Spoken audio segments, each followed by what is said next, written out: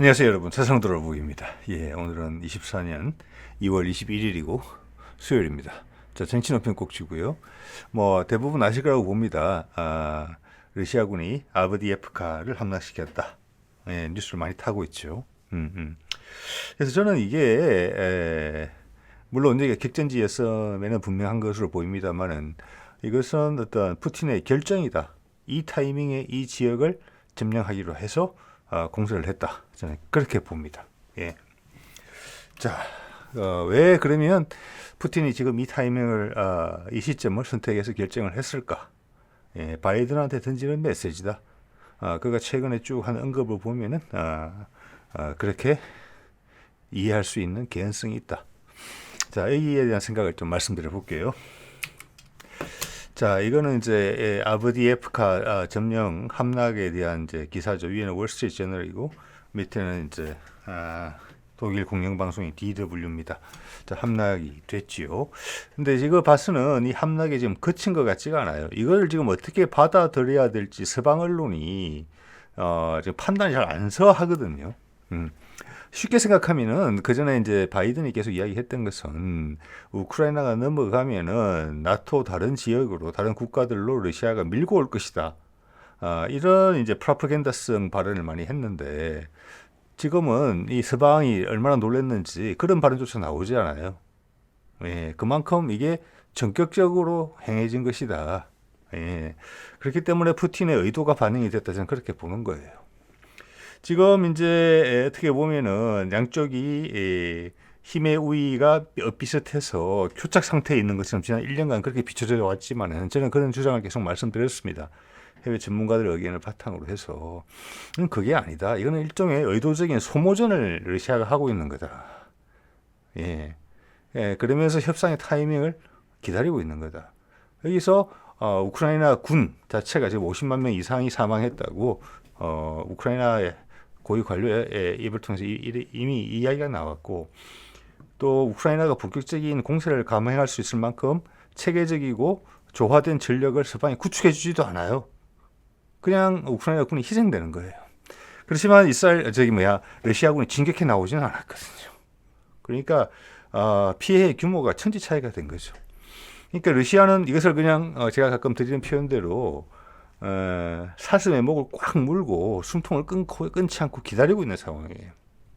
자, 그런 상황이 지속됐고 서방 언론에서는 교착 상태에 빠졌다. 우크라이나가 무기가 부족하니까 더 줘야 된다. 자, 그러고 있는 판국이었는데 지금 엄청나게 공격적인 행보를 러시아가 보였다.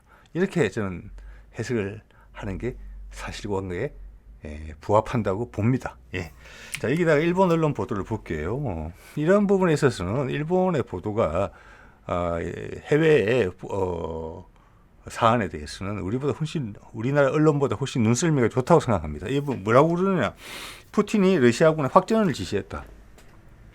힘겹게 아브디에프카를 점령하고 우크라이나 말에 따르면은 4만 명이나 희생을 하면서 숨을 고를 만도 한데 그러지도 않고 그 지역의 도네츠크 지역으로 그냥 밀어붙이고 있다. 자포리자 방향으로 진격을 지시했다.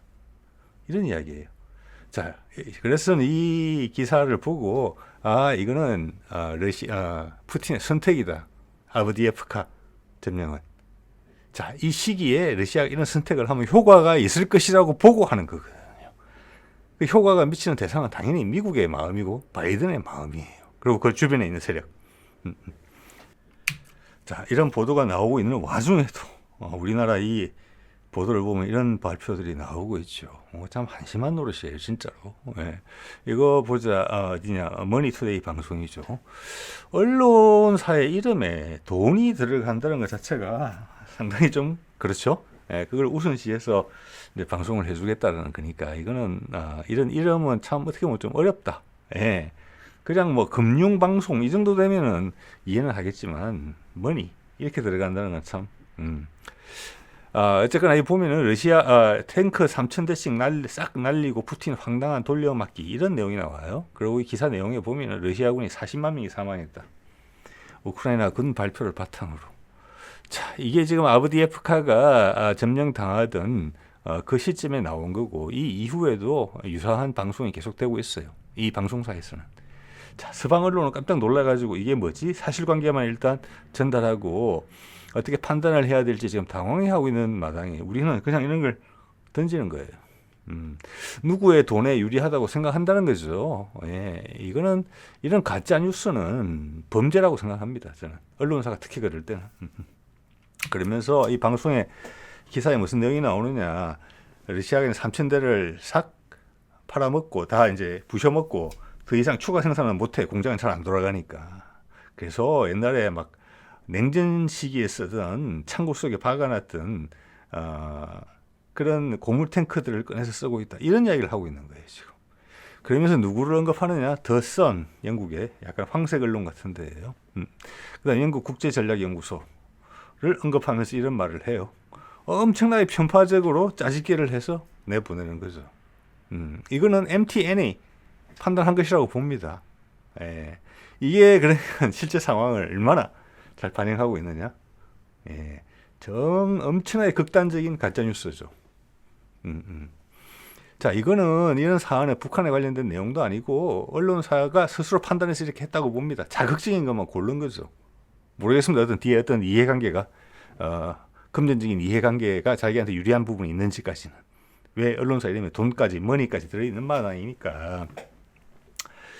제가 보기에 사실관계에 가까운 이번 보도는 아까 월스트리트저널하고 DW도 말씀을 드렸습니다만은 제가 우크라이나 전을 관련해서 가끔 참고하는 이 채널의 제목을 볼게요. 예. 러시아가 아브데이에프카를 완전히 확보했다. 콜라 공장을 함락했다. 그 콜라 공장이 마지막 그 저항선이었거든요. 그거하고 무슨 화학제품 생산 공장. 예. 이거는 이제 러시아의 국방장관이 푸틴한테 직접 보고에도 포함되는 내용이 콜라 공장 건은. 네. 이런 거를 드라마틱하게 써서 조회수를 늘리기 위해서는 늘릴 수 있는 방안이 국내 유튜브들한테는 상당히 많을 거라고 봐지거든요. 되게 드라마틱한 부분이 많아요. 삼면을 포위했는데 마지막 한쪽으로 빠져나갔다. 일부러 퇴로를 열어줬나? 뭐 이런 생각까지도 해볼 수 있는 거거든요. 자, 저는 그리고 젤렌스키가 사령관들을 압박했다. 서방은 경악했다. 갑자기 왜 돌변했을까? 서방도 두 가지가 있습니다. 하나는 서방이 대중이라는 경우가 있고, 예. 여태까지 교착 상태고 비등비등했는데 어떻게 갑자기 밀고 나오지? 이런 거는 서방 대중의 생각이고, 우리나라에 있는 많은 분들도 포함이고, 또 하나는 서방에 있는 지도자급에 대한 반응이죠. 그들은 왜 이런 교착 상태를 갑자기 무너뜨리고 공세로 취했을까? 즉 러시아군은 그런 역량이 계속 누적돼 있었죠. 힘을 쓰지 않았죠. 근데 이번에 힘을 썼단 말이에요. 이렇게 힘을 썼을 때는 당연히 나토에서 강력하게 우리까지 침공당하겠다라면서 이걸 더 도와줘야 되겠다, 우크라이나. 러시아의 불리한 여론이 확 도는 게 어떻게 보면 당연해요. 그런데 푸틴이 그런 걸 각오하고도 더 덕이 있다고 보기 때문에 밀어붙인 거거든요. 즉 여기에 전력을 더 투입해서 이전까지는 격전지 정도였지만 이제는 상대방을 압도해서 몰아낸 거예요. 어떻게 보면은 우크라이나 군 입장에서는 갑자기 엄청난 전력이 와서 우리를 포위하고 밀어내버린 거예요. 왜 그랬을까? 그거는 서방의 대중은 뭐 당연하고 유럽의 지도자들도 이해를 잘 못한다고 생각합니다. 예, 그 부분에 대한 이야기를 좀 해보려고 해요. 물론 틀릴 수 있죠. 예. 자, 이거 보면은 월스트리트저널의 보도를 보면은 여기도 똑같아요. 지금 어떻게 해야 될지 보도의 방침이 지금 안 서 있는 상황이에요. 제가 봤을 때는. 그래서 기본적으로 되게 조심스럽게 접근을 하고 있고, 일단 러시아군이 피해가 많이 났다, 어렵게 점령했다, 이런 걸 좀 부각시키고 있어요. 그 중에 한 부분입니다. 이게 뭐냐? 러시아가 이번 아브디에프카를 점령하는 데 있어서 4만 7천 명 이상이 사망했다, 이렇게 이야기가 있어요. 그런데 이거는 누구냐? 이거는 여기 보면은 우크라이나 군부가 한 이야기예요. 믿을 수 당연히 없죠. 네. 자, 이게 푸틴이 이야기하는 전 세계의 프로파간다, 여론에 영향을 미치는 데 있어서는 서방이 훨씬 강하다. 그거는 우크라이나가 유일하게 러시아보다 강한 부분이에요. 이걸 다 실어 날라주잖아요. 이런 사안에 대해서 월스트리트저널이 러시아군의 주장을 실어주지는 않죠. 네. 자, 그렇기 때문에 러시아의 주장은 사실과 가까운 경우가 많아요. 왜냐하면 세계 미디어 전장에서 엄청나게 불리하기 때문에 내가 뭔가를 한마디를 뱉었는데 거기에 오류가 있으면 이잡도 뒤져요. 우크라이나에서는 뭐 아무리 과장을 하더라도 다 실어주지만, 자, 그렇기 때문에 우크라이나는 과장을 하는 거짓말일 가능성이 사실 많고, 러시아 측에서 공식적으로 나오는 발언은 사실관계가 맞는 경우가 많아요. 여론 지형이 그렇기 때문에 이거 믿을 수 없죠, 당연히. 그리고 러시아 측에서는 뭐라고 이야기하느냐? 우크라이나군 사망자가 1,500명 이상이 났다. 아브디에프카를 점령하는 과정에서. 제가 봐서는 싹 밀려난 것 같단 말이에요. 그런데 사망자 숫자가 이게 말이 되느냐? 우크라이나군은 1,500명밖에 사망 안 했는데 러시아군은 47,000명이나 죽었다? 이건 어느 도단이라고 봐야 됩니다. 이런 걸 보도하면서도 뒤통수가 간질간질 안 했다면 월스트리트저널도 참 많이 선을 넘었다 이런 생각이 드는 거죠. 그러면 다시 한번 왜 이렇게 했을까 푸틴이? 그 단초가 어디서 제공되느냐 하면 이겁니다. 푸틴과 칼슨 인터뷰 저도 이제 다뤘습니다만은 여기에서 푸틴이 무슨 이야기를 하느냐 하면은 우크라이나 전쟁이 몇 주 안에 끝날 수도 있다. 내가 끝날 것이다 라고 예견을 했다기보다는 몇 주 안에 끝날 수 있다. 이게 지금 되게 중요해요. 어떤 조건에서 그렇느냐 그러면 미국이 무기만 지원 안 하면은 이 전쟁 금방 끝난다. 그죠? 더 이상 이것을 늘리겠다는 생각이 없으면은 그 다음 협상을 해야 된다. 그 다음 미국이 체면을 차리면서 이 사안을 극복할 방법은 미국이 생각해야 된다. 우리는 언제나 협상할 준비가 되어 있다. 그런데 공격을 했단 말이에요, 이번에. 즉, 이 공격은 빨리 협상하자. 바이든 너한테 불리하게 앞으로 일들이 벌어질 것 같아. 우크라이나 계속 못 도와줄 것 같아. 그때 쐐기를 박는 입장에서 딱 때린 겁니다. 지금. 그 쐐기를 박은 사안이 뭐냐? 미국의 무기 지원하고 상관이 있는 부분이에요. 그걸 확인시켜 준 거예요. 그리고 미국의 무기 지원이 더 이상 전달되지 못하는데 유리하다고 판단을 했기 때문에 러시아가 아브디에프카를 점령하고 더 진군까지 한 거예요. 미국의 결정에 영향을 미치는 거예요. 그래서 바이든은 이 전쟁을 더 하고 싶어도 할 수 없게 협상의 장으로 고민 끝에 방법에 대해서 고민하면서 나올 수밖에 없게 만든다는 거예요. 그게 뭐냐? 이겁니다. 바로 지금 우크라이나한테 지원해줄 돈이 없어요. 사실은. 이걸 계속 교착 상태로 유지시키는 것도 어려워요. 그걸 이번에 푸틴이 보여준 거예요. 너희들 무기 더 이상 못 주면은 내가 힘을 한번 보여줄게. 전 세계 프로파간다에서 러시아에서 밀리기 때문에 러시아는 힘이 없고 우크라이나하고 바등바등거리고 있나 보다. 아까 MTN 보도처럼 그게 아니면 확실하게 보여준 거예요. 자, 바이든은 지금 우크라이나를 지원하기 위한 돈을 마련하기 위해서 법안을 하나 만들었고 그게 지금 표결을 기다리고 있고 토의 중인데 지금 전망이 100% 확신은 없어요. 이 사안에 대해서 푸틴이 내가 이런 행동을 함으로써 그 표결에 결국 하원에서 표결로 결정될 것 같은데 지금 하원의 다수당은 공화당이에요. 바이든은 민주당이 아니고 거기에 아브디에프카를 함락시키는 것이 점령하는 것이 유리하다고 판단했다는 거예요. 바이든을 더 궁지로 몰 수 있다. 즉 이 법안이 통과되느냐 못 되느냐에 바이든한테 불리하게 작용할 것이다 라는 판단이 섰다는 거예요. 그걸 좀 지켜보면 당연히 결론이 나오겠죠. 자, 이 법안이 얼마냐? 95빌리온이 우리 돈으로 치면 약 130조 원 되는 금액을 해외 동맹국들 지원용 예산으로 추가로 요청을 한 부분이에요. 이 중에서 우크라이나가 지금 60억 달러예요. 죄송합니다. 600억 달러예요. 자, 95빌리온이면 950억 달러거든요. 엄청난 금액이죠. 130조. 자, 610억 뿌리면은 우리 돈으로 지금 하면 한 80조 원 정도 되는 거예요. 80조 원인데 그 80조 원 중에 3분의 2? 즉 50조 원 이상은 이 기사에서 이야기하는 내용을 보면은 방산업체에 가게 되어 있습니다. 방산업체. 어디 방산업체냐? 미국 방산업체. 자, 이 기사는 뭘 다루고 있는 거 하니 바이든이 미국 방산업체에 가서 이 돈을 통과시켜라. 그러면 이게 우리나라 방산업체에 이 돈이 다 간다. 외국에 주는 게 아니다. 이런 이야기를 강변하면서 이 기사를 소개하고 있거든요.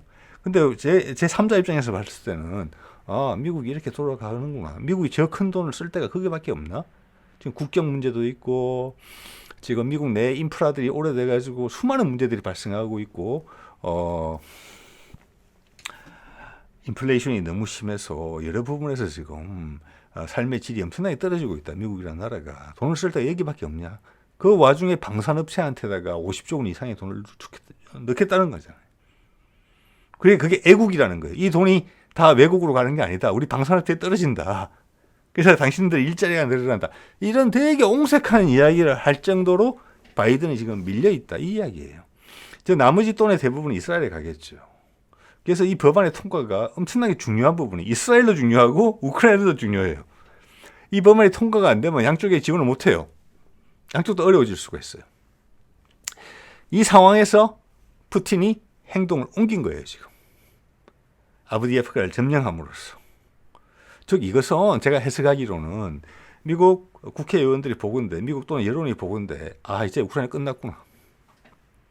여기에 돈을 더 밀어넣는 것은 우리 귀중한 세금을 가만히째로 그냥 불구덩이에 쳐넣어서 태워버리는 것과 마찬가지구나. 이미 돌이킬 수 없구나. 이 돈은 다른 군데 써야 되겠구나. 이걸 환기시킬 가능성이 높다고 푸틴은 지금 본 거예요. 자, 그래서 푸틴은 최근에 인터뷰도 그렇지만 지금 이 시기를 미국하고 어떤 식으로 이제 결판을 내야 된다. 화해를 해야 된다. 그런 메시지를 던진 거예요. 지난번에 인터뷰는 온건적인 측면이고 그런 마음에 이번에 아브디에프카를 점령한 것은 푸틴의 그런 자세에 강경한 부분을 보여주는 거예요. 근데 같은 동전의 양면이에요. 이 메시지를 다 던진 거고 승부처라고 판단한다는 겁니다. 그래서 이 법안의 통과 여부가 엄청나게 중요할 것 같아요. 이거는 우리 한반도에 영향을 미치거든요. 그럼 많은 분들이 이렇게 생각할 수 있어요. 미국이 천조국인데 이 정도 가지고 그렇게 동맹국을 버리고 붙이고 하는 게 이 법안 하나 가지고 우려 되겠나? 이렇게 생각할 수 있으실지 모르겠어요. 그렇지만 지금 우크라이나전을 대하는 미국의 태도는 상당히 아슬아슬하다. 계속 고민을 한다. 이걸 계속 더 투자해? 말아?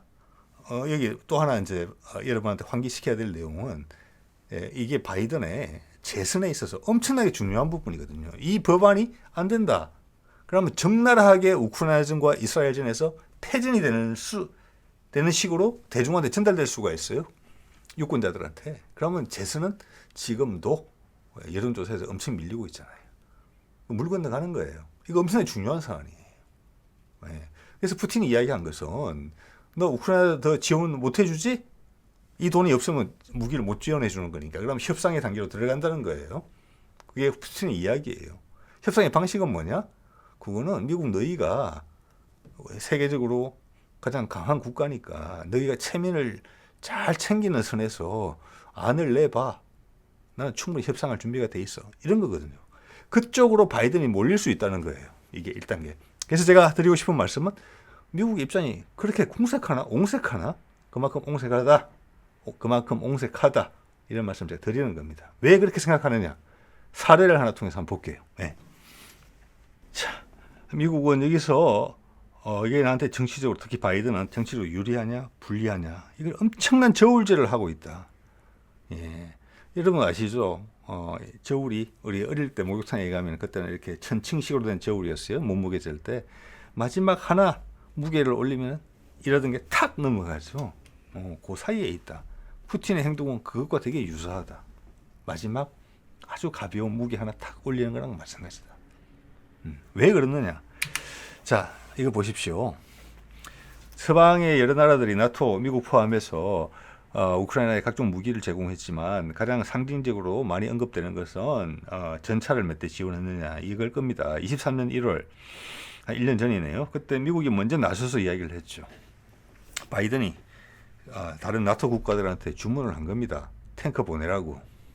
예, 그래서 독일이 레오파드 14대 보내겠다. 캐나다가 5대 보내겠다. 영국은 챌린저 14대 보내겠다. 미국은 31대 보내겠다. 이렇게 이야기를 했어요. 미국은 에이브람스 전차가 6,000대 정도까지 있어요. 참고에 보관한 거 다 포함하면은. 그렇기 때문에 이 비율로 보면 괄호 안에 있는 것은 현재 보유하고 있는 전차 숫자죠. 우리가 지금 모르겠습니다. 한 2,000대 가까이 될 거예요. 서방의 전차 참 숫자가 적다 이런 거 한번 알 수 있는데 비율로 보면은 미국이 31대를 보낸다는 것은 아무것도 아니에요. 예. 캐나다는 100대밖에 없는 5대나 보내는 거잖아요. 자, 이런 시기였는데 미국이 보내자 그랬죠. 그리고 다른 나라를 채근을 했죠. 자기도 31대 먼저 보내겠다고 약속을 했어요. 그런데 탱크를 제일 늦게 보낸 게 미국이에요. 그리고 아직 전장에 나타나질 않았어요. 에이브람스 전차가. 보낼 때도 못 보낸다라고 말도 바꾼 적이 있어요. 다른 애들은 다 보냈는데. 이게 그걸 보여주는 겁니다. 예, 본인한테 손해가 더 많이 난다. 득점보다. 그러면 바로 마음을 바꿀 수 있다는 거예요. 주변의 동맹국들의 이해관계나 체면은 전혀 중요하지 않습니다. 자, 볼까요? 레오파르드 2 전차 동그라미 안에 이거 폭파돼가지고 파괴돼가지고 전 세계에 파급 효과가 컸죠. 네, 이거 뭐 독일의 자존심이 많이 망가진 거고 어떻게 보면 독일의 군수 산업의 자존심이 망가진 거죠. 뭐 노드스트림까지 미국이 폭파하는 마당에 이런 게 중요하다고 생각을 하겠습니까? 그렇지만 미국 테크가 이런 모습을 보이면 절대 안 되는 거예요. 지금은 아무리 훌륭한 전차를 갖다 놓더라도 우크라이나군의 전력이 왜곡되어 있기 때문에 공중 전력이 없죠. 드론 전력에서 완전히 밀리죠. 네. 그러니 받게 되면 이게 좋은 이제 사냥감이 되는 것밖에 안 돼요. 자, 그리고 이거는 이제 9월 4일 챌린저 전차가 파괴된 거예요. 네. 자, 이렇게 됐는데 이 챌린저 전차가 파괴됐을 때 현재 미국의 가장 강력한 이제 동맹이라고 볼 수 있는 영국에서 영국 국방장관이 이런 말까지 해요. 거기 그림 속에 있는 파괴된 전차가 챌린저 전차가 맞다. 다른 게 아니고 사진이 포토샵된 것도 아니고 우리 게 맞다. 즉 이것은 영국에서의 많은 여론이 우리 챌린저 2 전차가 그럴 리가 없다. 누가 장난친 거다. 러시아 간첩이. 이런 의견들이 많이 나왔다는 거예요. 탱크 한 대 파괴된 거 사진 등장했는데 그것을 국방장관이 나와서 설명까지 했어요. 공식적으로. 야, 이게 뭘 의미하느냐면은 그 자기들의 전차에 대해서 그 나라 국민이 가지는 마음이 좀 별스럽다, 특별하다는 거예요. 즉 우리의 자존심하고 되게 결부된다는 거예요. 자, 그래서 영국이 이런 이야기까지 하는 거예요. 그럼 레오파르드 망가졌을 때 독일 자존심 많이 상했겠죠. 예. 그러면 지금은 챌린저 2든지 레오파르든지 파든지 아니면은 에이브람스든지 또 뭐 우리가 만약 K2를 누가 보냈다면 K2를 보내든지 다 박살나게 돼 있어요. 지금 전황이. 예. 근데 미국은 계속 몸을 뺀 거예요. 탱크 제일 먼저 보내자고 이야기한 사람이 자기면서 자기 탱크는 안 보내려고도 했어요. 예전에 제가 소개해드렸던 내용이죠. 육군 장관이 있어요. 미국에는 육군 장관, 해군 장관, 공군 장관이 있는데 탱크 언제 보낼래 물어보니까 몇 주 안에 될 사안이 아니다. 예, 2월 달에 1월 달에 바이든이 탱크 보내자 그래서 쭉 다 보낸다고 이야기했는데 2월 달에 그 주무부서인 육군 장관이 말 이렇게 한 거예요. 몇 주 안에 안 된다. 우리 시나리오에는 몇 달짜리는 없다. 2년 안쪽 아니면 1년 반 안쪽 가능성이 있다. 즉 빨라봤자 2024년 중반, 잘못하면 2025년까지 넘어갈 수 있다는 이야기를 하는 거예요. 그러면서 올해 말까지 전차 지원은 불투명하다. 이렇게 이야기한 거예요. 참. 이게 무슨 말입니까? 이게 미국의 입장이에요. 여기 탱크 잘못 보내가지고 탱크가 아까워서 그렇겠습니까? 절대 아닙니다. 탱크 M1자 붙은 것은 6,000대 이상 가지고 있어요. 근데 거기 가서 M1 전차가 파괴되는 모습을 보이고 싶지 않다는 거예요. 그런데 다른 동맹국들은 괜찮다는 거예요. 자, 이래놓고 이거에 대해서 많은 여론의 체근이 있었을 거라고 봅니다. 너희 왜 안 보내냐? 여론이 아니라 각국의 순회들 사이에서 그런 의견이 있었을 수 있겠죠. 예. 그래서 보면은 결국은 보내요. 가을에 작년 10월 달에 에이브람스 전차 약속한 데 31대가 전부 다 우크라이나에 도착을 해요. 예. 그러면서 그 당시 무렵에 이런 기사들이 나옵니다. 얼마나 전황에 영향을 줄까. 31대의 전차를 보내가지고 어떤 전황의 변화가 있겠습니까? 없죠. 가면 전장에 나가면 전부 다 이제 뭐 레오파르드 2나 챌린저 2 꼴이 나는 것은 불을 보듯 뻔한 노릇이었습니다. 그런데도 이런 것들이 실어 날랐죠. 이거는 위대한 무기고 전황에 이런저런 영향을 줄 수 있다. 세계 최고의 전차다. 자, 그런 이미지가 있기 때문에 결국에는 우크라이나 군이 아니라 미국이 M1 에이브람스 전차를 전장에 내보내지 말라고 했다는 말밖에 안 돼요. 그래서 동영상이 찍혀가지고 그런 게 돌아다니면서 전 세계 사람들이 보고 특히 미국 육군자들이 보면은 바이든한테 엄청 불리하다. 그 이유밖에 안 돼요. 예. 그러면 독일 수상 숄츠나 뭐 영국 총리 순하게 채면은 상관없다는 거예요. 이게 현재 국제 관계의 모습이고 그 정도 영향을 줄 수 있고 탱크 몇 회 파괴되는 거에 따른 여론의 동요 그 자체를 지금 무서워하고 있다는 것밖에 안 되거든요. 미국이. 자, 그렇기 때문에 이번 아브디에프카 부분에 있어서의 공세를 취하고 강한 모습을 푸틴이 보인 것은 바이든이 엄청나게 저울질을 하게 만든다. 그리고 조금 있으면 당연히 이제 판가름이 되겠습니다만은 미국 의회에서 좀 하원이 될 걸로 보입니다만 표결에서 이게 바이든한테는 불리한 쪽으로 갈 수 있다. 즉 통과가 안 될 수가 있다. 돈이 왜 지금 돈을 더 주더라도 이거를 되돌이킬 수는 없으니까. 거기서는 러시아가 한 번 1년 동안 교착 상태에 있었으니까 그렇게 믿는 국회의원들도 많이 있을 테니까 아니야 실제 우리 힘은 이거야 라고 꽝 보여줬다. 자, 이렇게 되면은 바이든이 탈출구를 찾아야 된다. 우크라이나에서. 네.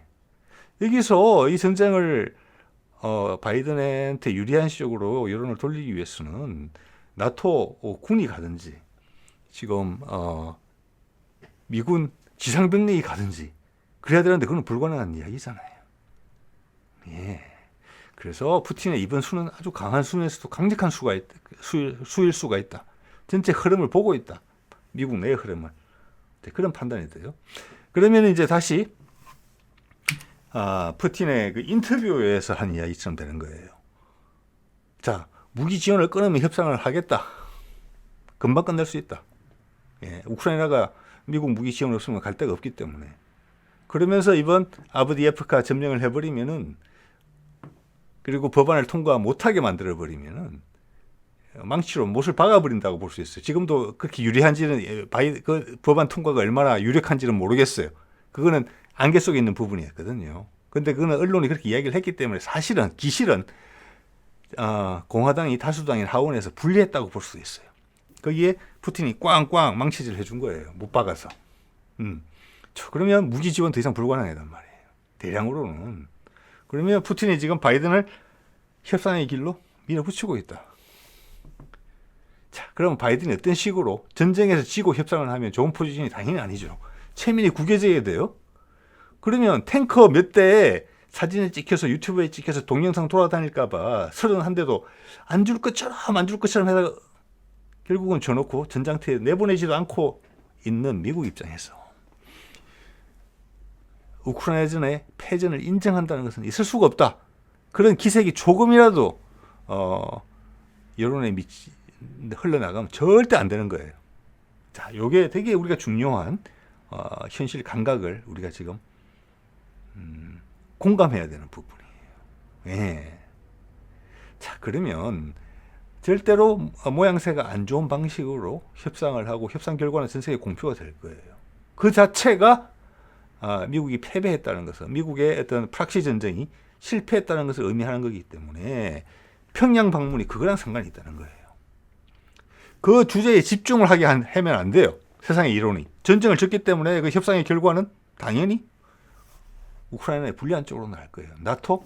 물론 손 떼야 돼요. 그거 보도를 피할 수 없어요. 아무리 여론을 내가 조작을 하더라도. 그래서 푸틴의 이야기는 이겁니다. 그거는 슬쩍 덮어 넘어가고 더 큰 이슈에서 우리 화해를 하자. 그래서 제가 계속 말씀드립니다만은 푸틴이 북한으로 오는 이유가 그거다. 여기서 크게 한 방 해. 내가 당신 스포트라이트 받게 해줄게.